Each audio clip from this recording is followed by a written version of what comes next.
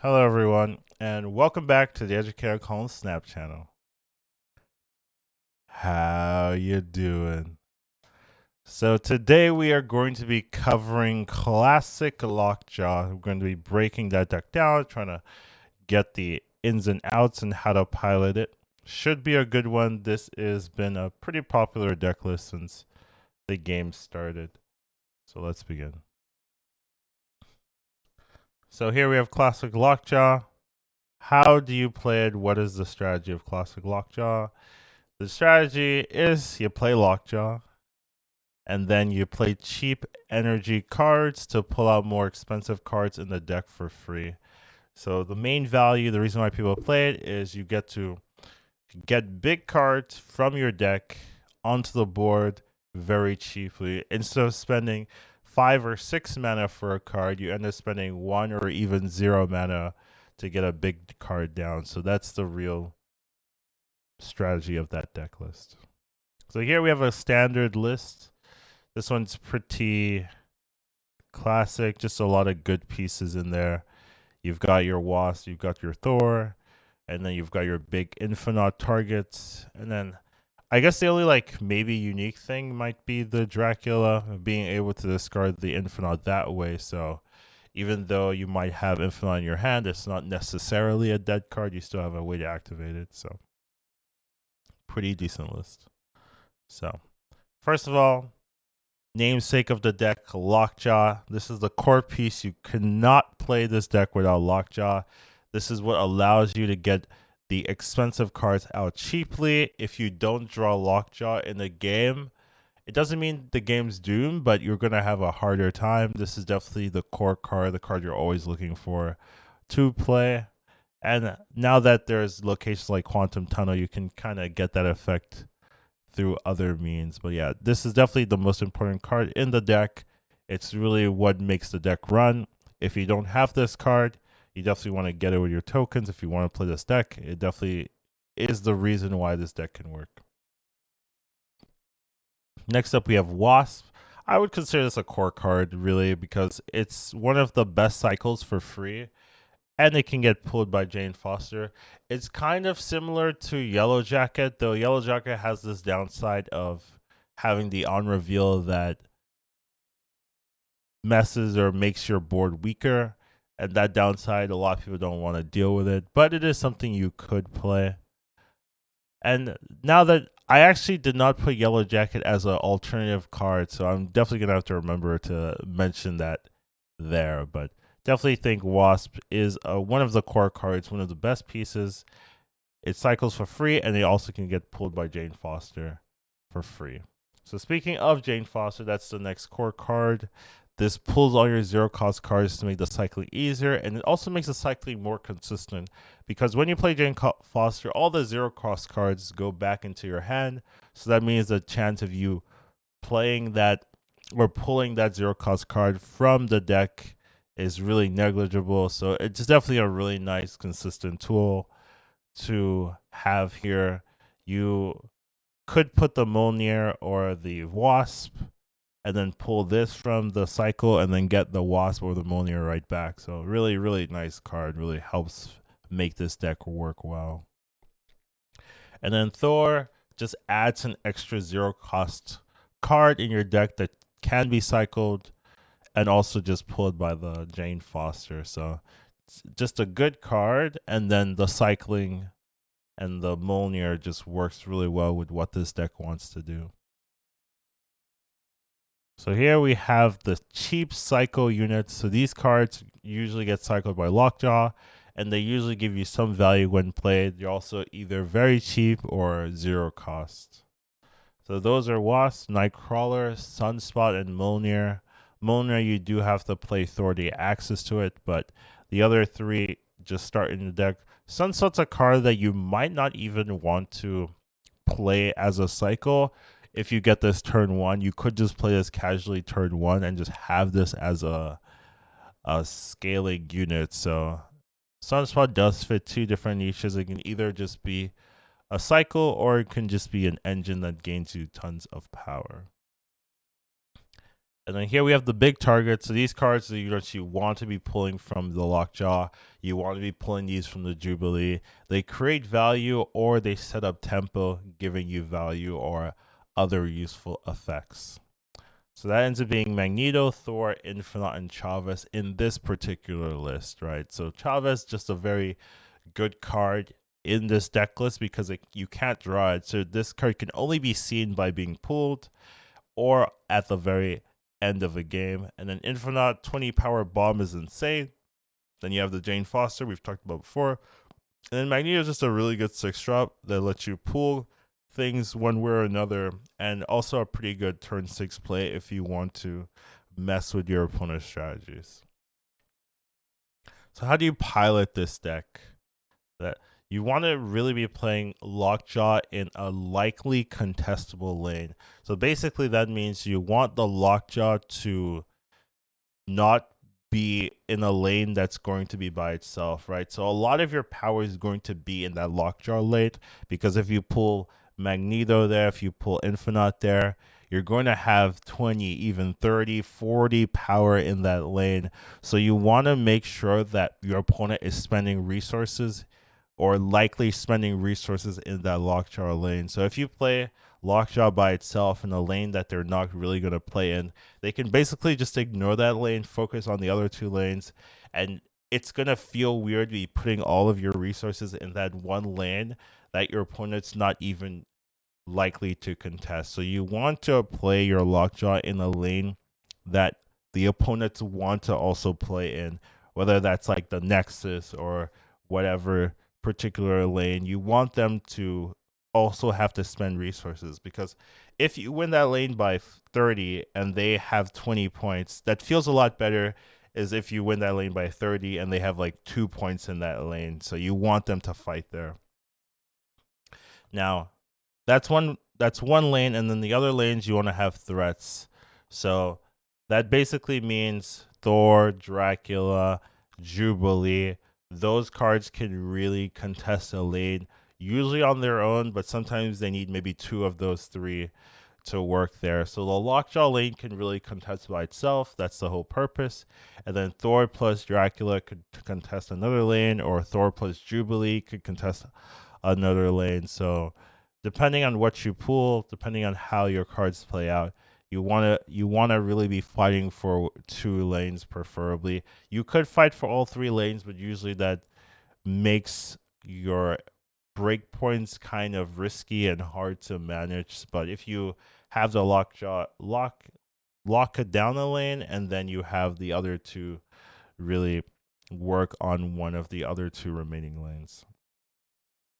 Now you want to cycle Wasp and the Mjolnir, which is the Thor hammer, and you want to put them back into your hand with Jane Foster. So you're playing the Wasp, you're playing the Thor, you're getting the Mjolnir, you're playing the Mjolnir, and then you play the Jane Foster, you get those cards back. What you can do is play the cycles plus the Jane Foster on the same turn, so that you reduce the risk of drawing those 0 cost cards back. So since they're 0 cost, you don't really have to wait. You can just play them early. You can play them on turn 3 if you want to, but if you draw them later, you can definitely just wait until turn 5 to play them, and then also play Jane Foster to get them right back. So that's the idea here. You want to cycle them, play Jane Foster, get the cards right back, and then cycle them again.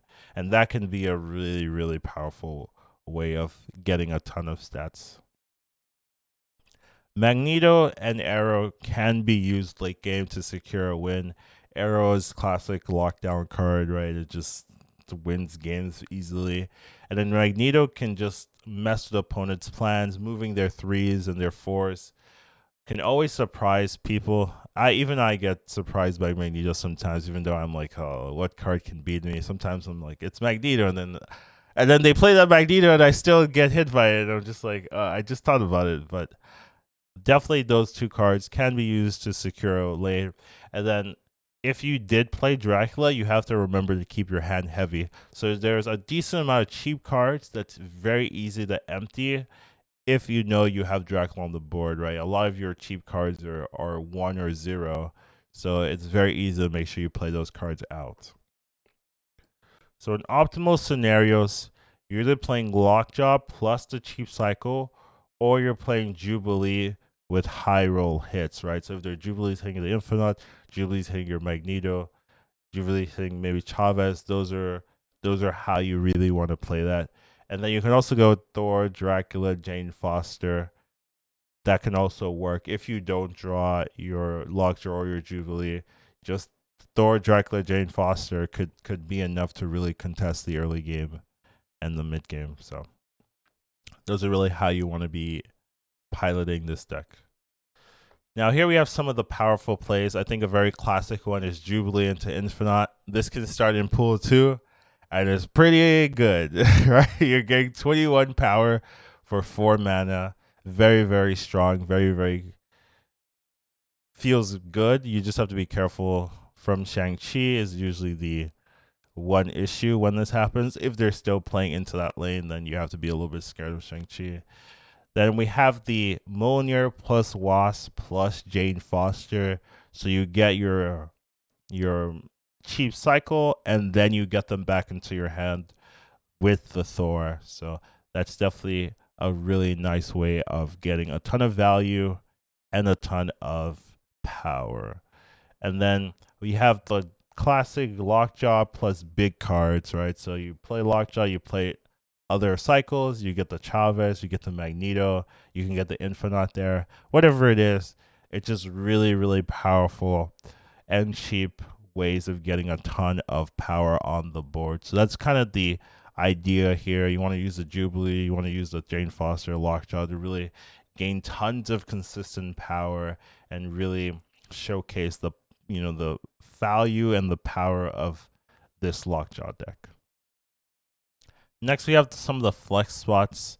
So usually the flex spots are just some of the cheap options or the heavy options, right? So in the cheap options, we have Sunspot, Nightcrawler. They're not necessarily core or anything. They're just cheap cards that you can play that fit into the deck's archetype relatively well.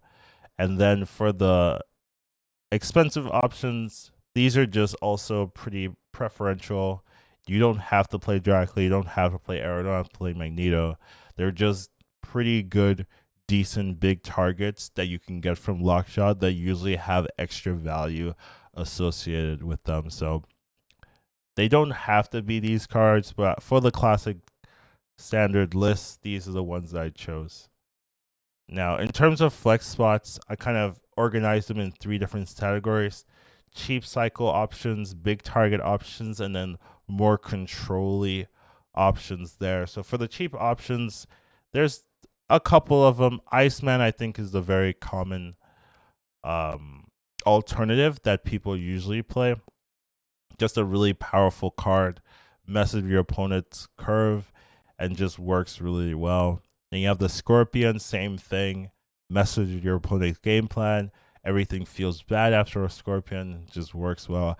M'Baku is the fun option, right? If you if you have M'Baku, you want to play it, you cycle away, it goes back into your deck. Then end of game, it jumps back into the game, the board state. So that's pretty fun. Okoye buffs all your cards in your deck since you're pulling them out anyways. It gives you a little bit of extra power. Psylocke lets you ramp. Let's say you don't draw the Lockjaw, it gives you another way of getting those big cards out early. It can just be another tool that you can use. Then we have the Quicksilver Domino, which are just cards that always are drawn in the early game. So you can either have that consistent early game plays, or you can use those as the cycle for the Lockjaw. So you could just not play them on 1 or 2 and then play them into the Lockjaw on turn 4 usually. So those are some of the cheap cycle options that I think are available. And there's also the Yellow Jacket that I did forget initially, but as I'm doing the recording, that is another obvious option that you can put here. So just keep that in mind. Didn't write it down, but it is something that does work.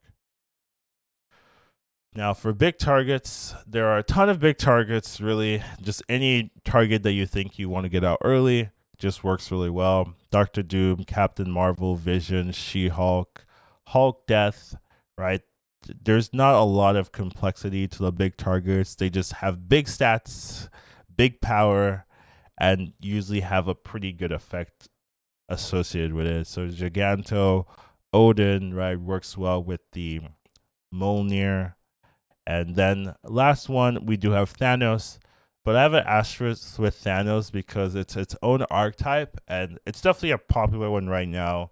Definitely one of the best in the game, Thanos Lockjaw. And it's something that right now I don't feel like super qualified to make this breakdown for Thanos Lockjaw. It's a very complicated deck, and I'm looking for some help there. So we'll see if I can get that up. But I'm also hoping that the card maybe is a little bit adjusted. So I'm just waiting to see what it looks like, if there are any changes at all, and then maybe working on that video. So just be patient with that one there. But Thanos players don't need help anyway, so I'm not like in a rush to make that one. And then for the control options, these are cards that you don't necessarily want to get pulled by the Lockjaw because they don't really have a ton of power, but they do provide valuable control, especially in the meta game. So this one's more meta dependent, depending on what you need, what you don't need.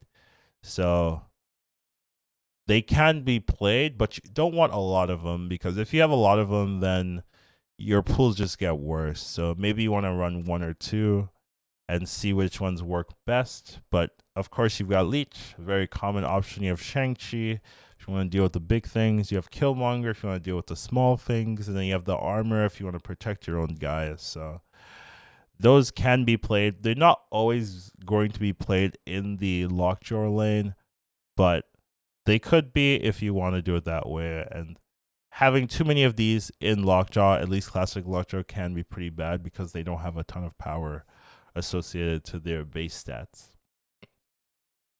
Now for core card alternative options, for Thor and Jane Foster, you can kind of just run other big targets. You don't have to run Thor, Jane Foster.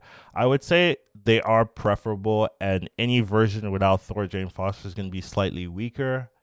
But these are alternatives if you have the Lockjaw, but you don't have the Thor or the Jane Foster, but you still want to run the deck. Just run other big targets. Yeah, it's going to be a little bit weaker, a little bit less consistent, but you're still getting the core aspect of Lockjaw, cycling the card for big targets. And if you don't have Wasp, you can use Yellow Jacket. You can use other cheap cycle cards. Usually Yellow Jacket and Wasp and Jane Foster are the combo. But if you don't have Jane Foster, you don't have the Wasp, it's fine. Just run other small targets. If your small targets summon big targets, that's the whole point of Lockjaw. We do have the preferential Thor, Jane Foster, Wasp, but you don't need them. They're not 100% necessary. They're optimal, but if you still want to run the deck, you could still do well without those cards. You just need Lockjaw, right? That's the main point. Now, when do you snap with this deck, right? So usually you'll snap with this deck if you hit Lockjaw plus cheap cycles. So I'm usually hoping for more than one cycle for a snap, where if you have Lockjaw plus Wasp plus Nightcrawler or something like that, then yeah, that seems pretty good to snap. Because a nice thing is, like, if you draw your cheap cycles, it means that your heavy cards are still in the deck. So if you're drawing your cheap cycles, that means the likelihood that you get a good hit from your Lockjaw is a lot higher. So if you have the Lockjaw and then a bunch of big cards, well, what's left in the deck, right? It's your cheap cycles. So if you draw Lockjaw plus the cheap cycles, then you're in a really good spot. Another way is if you have Jubilee and the only targets in your deck are big targets, like your Infinite, your Magneto, things like that. That's a really good way of snapping. You always want to snap usually before you play Jubilee, because you're trusting in your deck to give you a good result. Your deck's designed so that you can take advantage of the Jubilee. If you don't trust decks, if you don't trust the RNG, then you shouldn't be playing a deck like this. If you're playing a deck with the RNG, you got to trust in the deck. You got to snap before you play the Jubilee. If you're playing the Jubilee, you hit the Infinite, then you snap, you're doing something wrong, because they know you have the advantage. They're going to leave. You're not going to get any value from that. If you really want to take advantage of the Jubilee, you snap, you trust in the deck, you hit the Infinite, then you're already ahead. So that's how I would do it. Same thing, Jubilee into destroy locations, things like Altar of Death or the death location itself. You can play the Jubilee, though the Jubilee dies. If you pull an Infinite, if you pull a, whatever, Captain America, that's gonna be a really hard lane to contest. So that's another way you can take advantage of the Jubilee, play into locations people can't really access easily, like the bounce location, things like that, Luke's bar. So that's another way of taking advantage of the Jubilee and snapping, and then having early positive RNG outcomes. So this is maybe you play into Quantum Tunnel, you get an Infinite or whatever, or you get a Sakar at the early game, and then boom, there comes an Infinite, right? That can be really good. Or you get a way to summon out a big thing really easily. Just take advantage of those positive RNG outcomes and then snap. I mean, this one is pretty much every deck, but it's more drastic in this one, so I put it in here. But like every deck, you should take advantage of early positive RNG outcomes. So that one, is a little bit interesting, but it works here, so I'm gonna add it. Now, what are some of the weaknesses of this deck, right? Shang-Chi, you're summoning a ton of big things. Cosmo, your cards use a lot of on reveals, right? So Thor, Jane Foster, Jubilee. There's a lot of on reveals in this particular deck list. So Cosmo, a proper used Cosmo can really mess you up. And then adding rocks to the deck can just mess you up as well. So Korg, Rock Slide, your Lockjaw pulling rocks is so bad. Your Jubilee pulling a rock is so bad. So that can really just mess you up. And then bad Lockjaw RNG. Sometimes you're going to play Lockjaw and you're going to hit your cheap cycles. You're going to hit a Wasp off a Lockjaw. And that's going to be really sad, right? So you could definitely just get unlucky with the Lockjaw.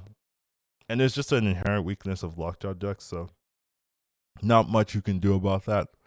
And then board clogs, so things like debris, things like Viper, putting random rocks into your board state or random cheap minions into your board, especially the Lockjaw board, that can really be a big weakness here, where you think you're going to get 3 different powerful drops when you're only getting 2 or maybe even 1 in the wrong locations. Things like Central Park can really mess you up. So those are some of the core weaknesses of Lockjaw decks, and it just permeates with every single version of Lockjaw that really relies on the Lockjaw. Right, these things can definitely affect all of them. Now, last, we've got some example builds. This one has Leech in it, basically. We also have Dr. Doom, which I think is a pretty nice tool, deals with arrow and whatnot, so I'm a big fan of that card. You can play the Dr. Doom, you get some value, then it cycles away, you can maybe get another bigger unit there, so definitely like the Doom here. And then Leech is just a very common, popular card, messes with people, messes with their flow, just does a lot of work. Next up, we have this variant as well. This one runs the Scorpion Iceman combos. The last one also does not. Okay, so this one runs the Iceman there. I like Iceman. I think it's one of the best one drops. Same thing with Sunspot. Scorpion, very annoying card, right? You go Iceman to Scorpion, you want to leave already. Simple as that. We also still run the Dr. Doom, but this one's generally a pretty standard list, just running a little bit more alternative early game cycle options. Then here, now we're running armor here if we want to protect some of our big cards. We also took out the arrow. We're running a Giganto, so we want a little bit more big stuff. We don't have the Dracula anymore, but we have the Vision. So Vision's a pretty good card to get from the Lockjaw cycling. You can just move it out and keep cycling that way. So pretty nice tool. So a lot of the core pieces are going to stay the same, right? The Wasp, the Thor, the Jane Foster, the Chavez, the Infinite, the Lockjaw, those are all going to really stay the same. It's really how you want to maneuver around those pieces, and this is one way of doing that. And next up, we have, once again, very similar list. This time we put the Dracula back in. We've also put the Nightcrawler. in there. We don't have the Sunspot anymore, but this is still just the same version of a different version of the same list, right? We're still keeping the core pieces, building around that. We just have different early game cycles and different big game targets, but the core is the same. It's a very classic Lockjaw list. Nothing too complicated here. And then the last one's a little bit different here. This one does not have Thor or Jane Foster in it. So some people just don't have those cards. So here we have a list. This one's a little bit more RNG, very heavy on the big minions, very casino style, where we still have the Wasp, the Sunspot, but we're really just indexing on getting a ton of big power through the Lockjaw, through the Jubilee, and just hoping that that can carry us. So if you don't have Thor, Jane Foster, that's fine. It's not optimal, but it is fine. And you can definitely still make it work. You just have to be a little bit more okay with being fully heavy RNG. But that's what we got for you today. This is the Classic Lockjaw deck breakdown. Hope you guys enjoyed it. And I'll see you in the next one. Take care, everybody.